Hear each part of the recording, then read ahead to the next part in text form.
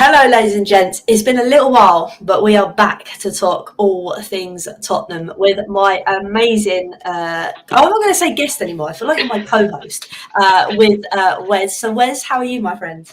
Yeah, all well and good, Holly. Obviously, been enjoying the Euros, I guess, like most people, and have been really excited about what's been going on there. And then obviously we've had some really good news as well over the last sort of day or so. So yeah, I think it's kind of feeling like we're in a positive space now as a Spurs fan. So yeah, I'm very much looking forward to not only tonight but seeing Ange Ball because it feels like it's been forever. To be fair. No, you're right.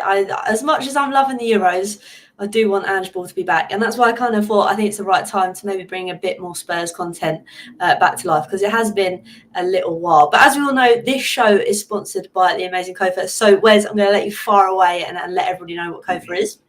Yeah, so Kofa is Kickoff Football Academy, my coaching business in Milton Keynes. So we help young boys and girls with their footballing skills. And actually, just this week, we've had some amazing news that somebody who done lots and lots of little bits and pieces for us sort of during lockdown has just signed their scholarship at Brighton and Hove Albion this week. So we're really pleased and really proud of that. But if you feel like you are the next Dali Ali or Leah Williamson, or your child is the next Dali Ali or Leah Williamson within the Milton Keynes area, then please get in touch with us, and we will love to help your son or daughter with their footballing skills.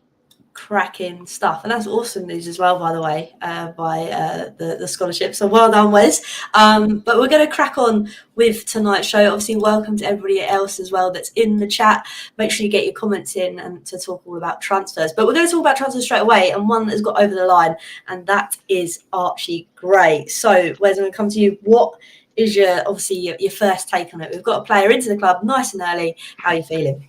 I am absolutely buzzing off of this signing. Let me tell you, those people out there that play Football Manager know about Archie Gray.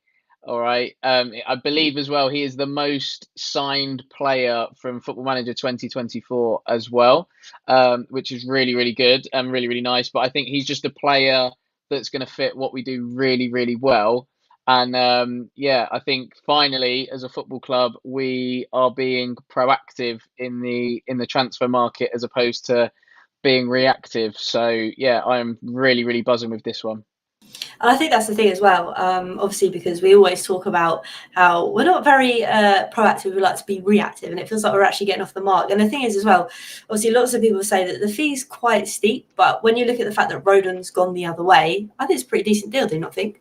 Oh, 100%. And actually, this the outlay will feel like a bargain really soon because I was even speaking to a couple of lads who do some coaching work for me, and they are fans of clubs who are either been in the championship or recently or in the championship, and they were kind of echoing that thought process of he's going to be an absolute bargain.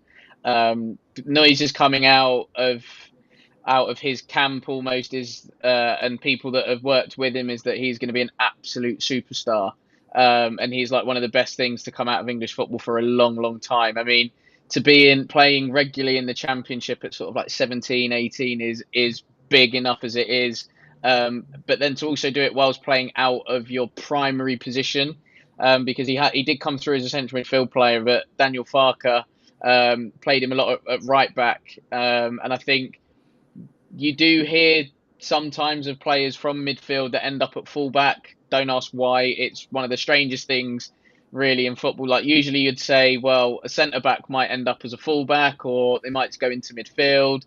A striker might end up playing out wide, but for some reason, there's just this correlation between central midfielders and right backs or left backs, depending on where they are. But yeah, this particular player is just going to really excite. I think he's going to suit Ange and the way that we play really well, because of how well he can handle and take the ball. And especially with Ange and our fullbacks pretty much playing so high and as number 10s, it's almost like the perfect match, really. I think that's the thing, because obviously lots of people have come out and said, like you just said, that he's very versatile. And I think that is one of also key Ange's things, that he wants these versatile players to be able to adapt and change in the way he plays. But obviously not putting too much of a negative stint on it, as we all know. Twitter is the prime example of sometimes not to find your information. And there's a lot of people talking at the fact that we've gone for a player that's from the Championship. He's not really a marquee signing that we should be doing, blah, blah, blah, blah. What's your kind of take and your kind of, not devil advocate to those people, but your kind of reverse reaction to that? What do you kind of say to those people? I don't care. He's worth it. That's it. Like, genuinely, he is worth it. He's a player that I have dreamt almost of us signing when he was coming through, and it's like, we need to get hold of this kid before somebody else does. And I'm so glad and so thankful that we've done it. I think if you look at past, yes, there's the correlation with Jack Clark because they both come from the same club, etc., etc. But this one just feels really different. And I think the timing of the deal in terms of the state of where the club's at as well, something just feels so much more positive now. I think we signed Jack Clark potentially at a time where the club was in a bit of a transitional phase and we didn't really know where we were going to go as a club. Obviously, signed Clark after the Champions League final. So, I think signing Archie Gray now, it just feels like, yeah, we're in we're almost in a more stable place as a club than we were, say, 5 years ago when we did sign Jack Clark. And I actually thought Jack Clark at the time would have been a good signing. He was probably caught up in a real unfortunate time where the club was, like I say, transitioning in turmoil, all of that. And he probably went through managers more than he probably played games, really, for us. But yeah, like I say, this one feels different. If you look at also the players that we have plucked from the lower leagues previously, you look at Delhi, you look at Kyle Norton, Kyle Walker, the list is endless pretty much, like Tom Huddleston, Danny Rose, Aaron Lennon, my idol, Paul Robinson, Michael Dawson. Spurs have a history of doing this, and more often than not, they tend to come good for us. You're never going to get it 100% right. It's nigh on impossible to get it 100% right. But like I say, this one just feels really good and it feels right. And I think the flip is as well, like you say, it's the right time, because you watch people say, if you went to a different club, it'd be like, oh, why didn't Spurs snap him up? And then you've got people saying, why have we snapped this kid up when we don't know if he's going to be able to prove it in the Prem? It's just mad. And I think hindsight's a wonderful and awful thing at the same time. But yeah, I think I kind of echo what you said. I think this is a great sign and I'm really excited. And I think the biggest thing as well, obviously Rodon's gone the other way. That's another one kind of off the books. And kind of like sticking with our outings. Like obviously with Rodon going, we've obviously seen Cess and Tanganga go as well. Who else do you think is probably potentially on that list? And are you more hopeful that we're probably going to get these players out the door when we need to? I think you can never be too yes, finally we're getting these players out the door. I think we've seen it with some where we've wanted to get them out, and unfortunately, there's just been no takers. So we've had to sort of tear up the contracts, i.e., Ndombele, who was a massive shame because he had all the ability. Like genuinely, he was on his he would turn up for 10 minutes, but you think, my goodness, what a 10 minutes! Like there's things that Ndombele would do, and you're just like, oh my word, what a footballer! But unfortunately, one thing led to another, and it didn't work out for him. And again, you get players and you get moves like that in football. So you can never be 100% certain and sure. Like, yes, we're finally we're finally getting it right. I still believe there's a few more that will leave. You look at Jed Spence in particular. You look at Region, Højbjerg's probably going to be away as well. So yeah, there's definitely a few more. Emerson Royale potentially as well going out the door. So yeah, I think there's definitely a few more outgoings that are going to be needed to maybe freshen up the squad. I think the biggest thing for me is how we recruit. So I think the glaring thing for me is we've signed a lot of foreign players. We actually need to then think about our homegrown quota and everything else. And I think we need to almost shop British and English almost, which it sounds a bit strange, but actually it's something that we need to do. But then we know that prices are going to be inflated because of this so-called English and British tax. pretty much. I think I saw a stat today. Somebody put up with regards to United, like they're after Todibo around 40 million, De Ligt around 40 million, and then there's Branthwaite who's like 70, 80. And you're like, geez, okay, yeah. It kind of puts things into perspective a little bit because, Matthias de Ligt in my eyes was probably one of the best centre backs I've ever seen at 17. He's now got 24, 25, and I can't believe that nobody else is really in for him, because if you watch the De Ligt at Ajax, there was a queue as long as your arm for clubs to take him, and now it feels like, he's going to end up at United, and it would be such a shame to think United will end up ruining him. I really do. So yeah, that's the biggest thing for me is, okay, yeah, getting players out the door is fine, but it's then how we recruit the other coming in the other way.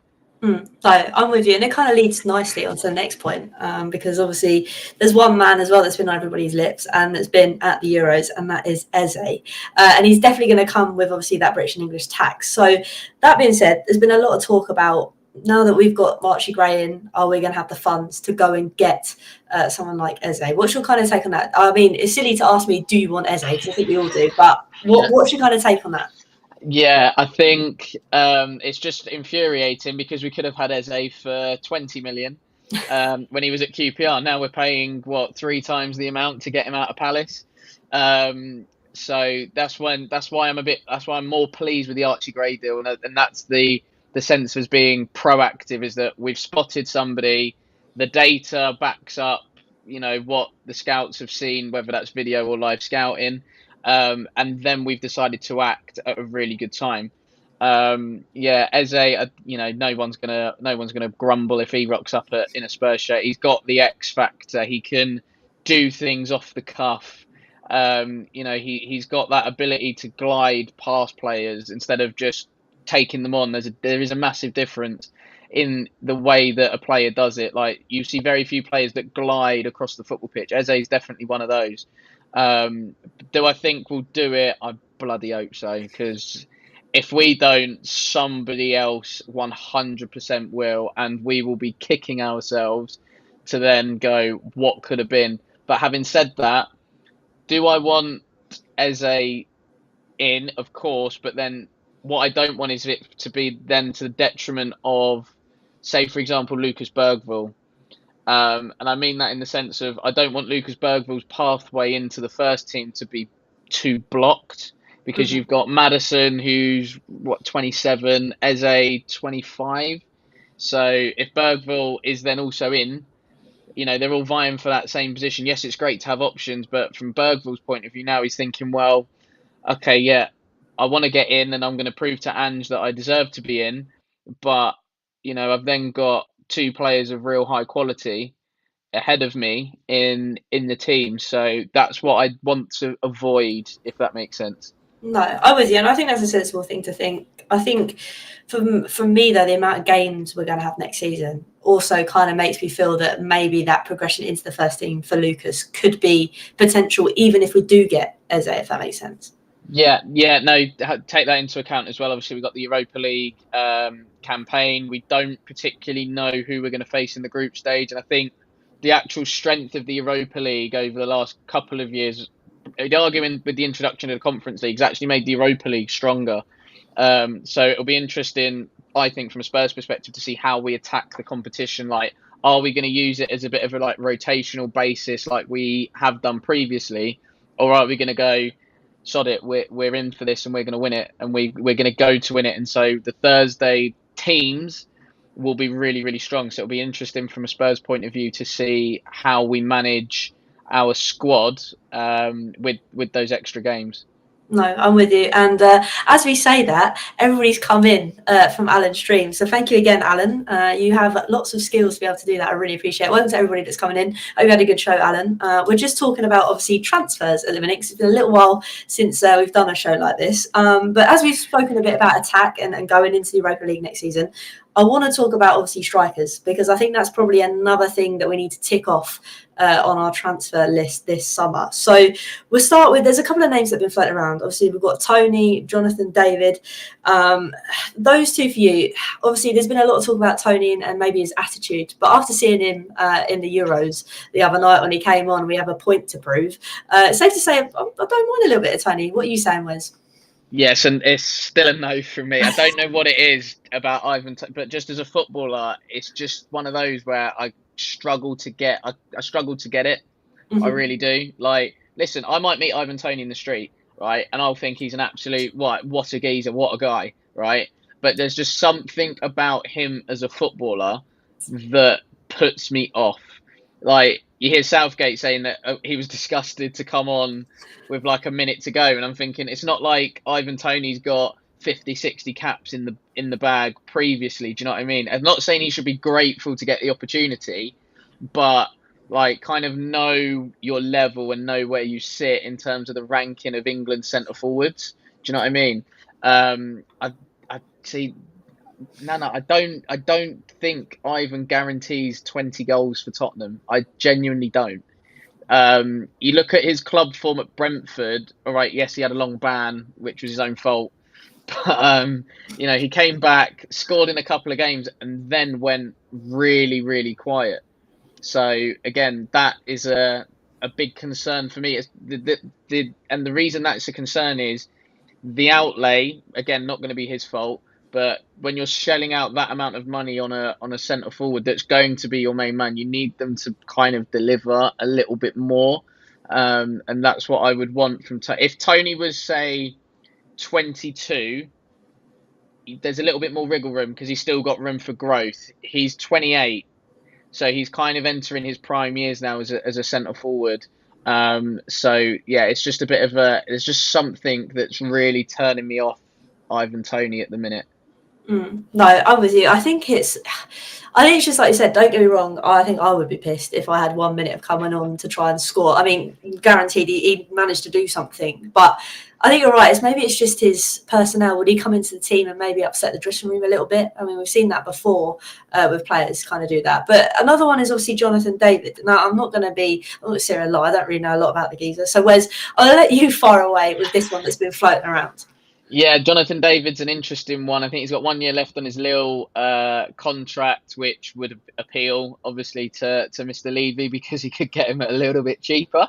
But I think it's the versatility with Jonathan David. Can operate across the front line in any of one of those sort of, you'd argue, like the four attacking positions. So he's really a little bit similar to Son in that respect. When Son first turned up, again, we didn't really know where to play him. And then all of a sudden he's forged a bit of a career playing wide left and sometimes sort of through the middle. So that's one that, again, I think it would almost be, that would be more of an Ange signing almost, can cover multiple bases, multiple positions across that front line. Got good international experience as well. I know he plays for Canada, but he can't help that. And Canada don't tend to qualify for the World Cup, which is really unfortunate because I think, the likes of him, Alphonso Davies in particular, you'd love to see them on, the world stage and the biggest stage. And obviously they don't come much bigger than the World Cup, but that one would be a bit more of a shrewd bit of business, to be fair. And then obviously seen today links with Pedro Neto, who is a player that I've absolutely loved at Wolves. There's just a few question marks over his injury record. Does pick up quite a lot of sort of hamstring injuries, and you think, well, the way that we play, his hamstrings are going to end up like cheese string. So yeah, I would absolutely love Pedro Neto in a heartbeat, but I think he's probably going to cost double of Jonathan David, and Jonathan David is probably more versatile. And I think that's the big word in Ange's system is versatile. Yeah. I feel like that's the player he kind of wants to snap up. I mean, obviously we've spoken a bit about strikers, we've spoken a bit about Eze. Obviously Archie Gray coming into the club is great. Is there anybody else? I know a few months ago we spoke about our wish list and who we'd want to come into the club. Has that changed for you? Is there someone still out there you want to bring to Spurs? Do you think it will potentially happen? I still want Adam Wharton. So yeah, and I still want Marcos Leonardo because I guarantee you, in the next sort of 18 months, 2 years, people will get to know about Marcos Leonardo 100%. He's going to rip it up, I believe, in the Portuguese league. There's a player who I think I mentioned this on the Park Lane podcast with the boys the other week. It's Romelu Lukaku. And that's I usually get that kind of response, Holly. Available for what, 35 million, 31 years of age. So that's the only downside, really, is the age, and obviously massive wages. But there's just something when I watch Lukaku. Granted, he will miss like gilt-edged chances, and I was actually in the crowd when we beat United 3-0, and he should have had a hat-trick in the first half. Like Spurs should have been dead and buried if Lukaku was Harry Kane that night, pretty much. Or if Harry Kane had those chances, like we'd have got absolutely battered. But I just think the way that we play would really suit him.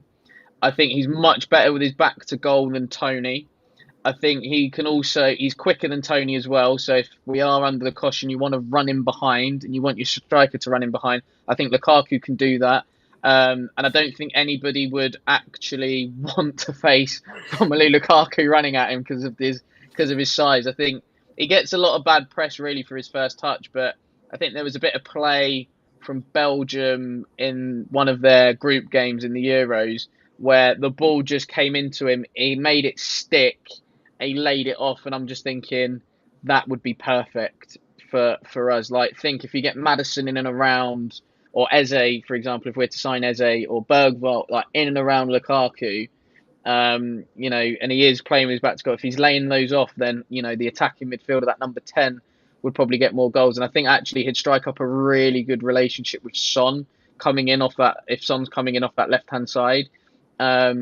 And he's got a lot of good experience, which I think would help the dressing room. Like Lukaku, I wouldn't say he's been there, seen it, done it, but he's won, league titles. He's played for Belgium in World Cups and European Championships. He's got a lot of big club and big game experience.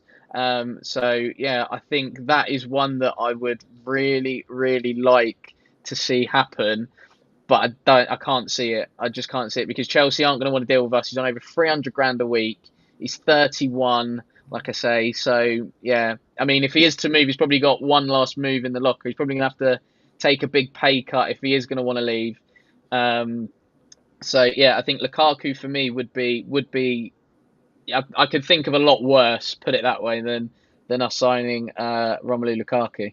No, it's a good point. I didn't really think of it like that, but when you need a hold-up player and a striker as well, like it's a given. But my word, I didn't realise he was 31. Jesus. Yeah. Yeah. But that being said, Wes, obviously, is there any other position you think? Obviously, we've spoken a lot that Spurs need a number 6, blah blah blah. Is that person still someone we need to find? Do you think? Yeah, I don't. The problem is there's not many about. There really, really isn't. So it's, are we going to have to promote from within? Like, are we going to have to see somebody like Oliver Skipp, who I think gets really bad press from Spurs fans, because I think, he's another Harry Winks, sideways passes, blah, blah, blah. Mate. To be fair, if that's the only option he's got, I'd rather him take it than give the ball away. 100%. So yeah, like I said, I don't know whether we're going to have to promote from within or we're going to have to shell out big money to get somebody in that position. I mean, again, I'm probably dreaming and I'm in cuckoo land, but Frankie de Jong, with Barcelona's financial plight at the moment, Frankie de Jong again would be an absolute dream. But again, I think Adam Wharton would have been perfect for that position, and then I think Wharton's probably the most similar player I've seen to Michael Carrick. And when Carrick was at Spurs, he was brilliant at just receiving the ball off the back foot, and he would find a pass out of nowhere sometimes. You think, like, who's he passing to, or how on earth has he seen that? And I think Wharton's got that ability about him, and I'm gutted he hasn't played at the Euros yet, because I think if he did get an opportunity and a chance to show what he's capable of, I think everybody would be like, Palace have done bits.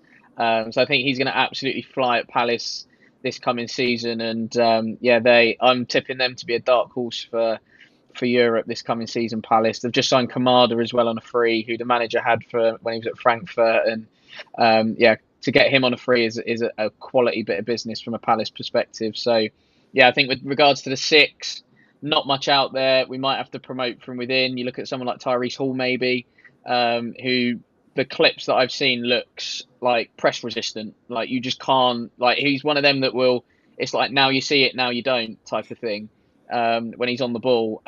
So yeah, I don't know whether he now gets a bit more of a look in. But yeah, I think left back, Holly, to be fair, is probably somewhere a position that we need to think about. But again, who I've no idea. I've no idea. My left back knowledge is lacking. So if anybody's got a left back in mind, please put it in the comments.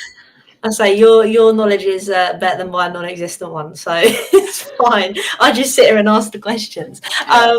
But with that being said, obviously, I know you've mentioned the youth coming through. Do you think this season is going to be a big one for those young boys, especially with all the competitions we're in as well? Do you think we'll see a lot more? Because I think last season he was a little bit reluctant, Ange, to kind of play the youth.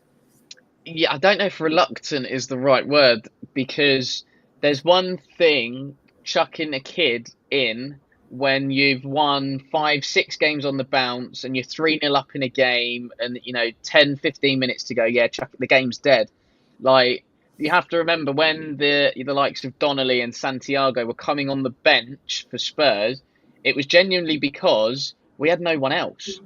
So they're going there to almost fill gaps. They're not necessarily going there and they're going on the bench to play. They're going there to fill up a space.